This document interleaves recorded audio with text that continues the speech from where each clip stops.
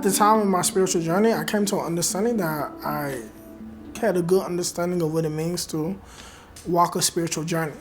But I also understood that my understanding was still limited, that there was deeper levels of Christianity that I needed to understand if I was going to truly understand knowledge and understand what Christ really was aiming for us to get at.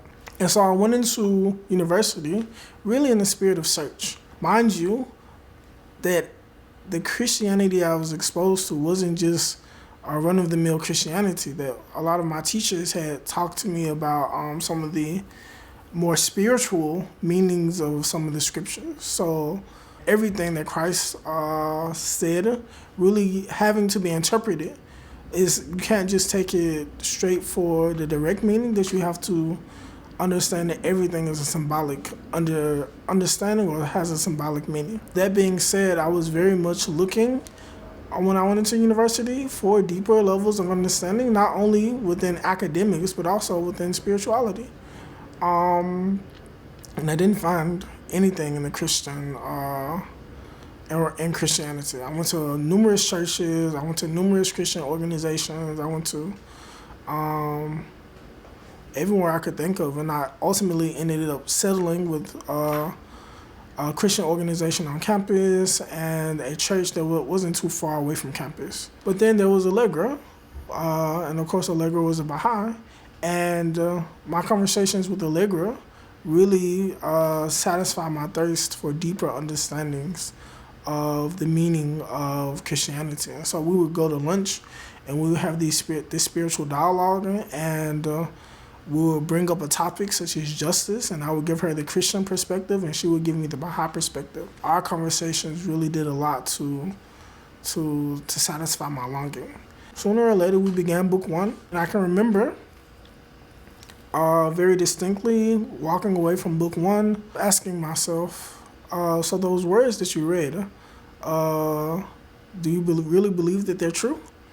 And I answered myself, of course they're true. Didn't you read them? Didn't you feel the spirit from them? That's the same spirit as Christ. That's the same feeling that you get when you listen to a sermon.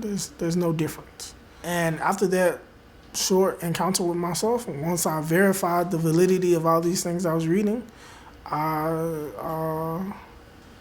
was gone. That year I did book one and book two.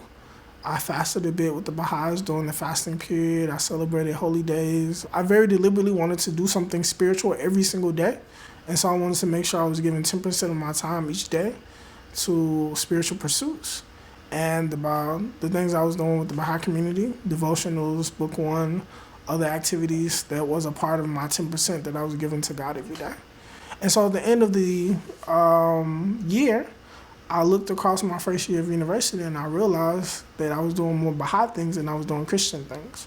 And I was okay with that. And so my birthday happens to correspond, or it did correspond, with the commemoration of the martyrdom of the Bab. And so I decided on my birthday I wanted to spend the entire day with Baha'is. From the morning of the commemoration all the way to the end of the day at the Trentledges, with the fireside. And that was the day I declared, July 9th, 2011.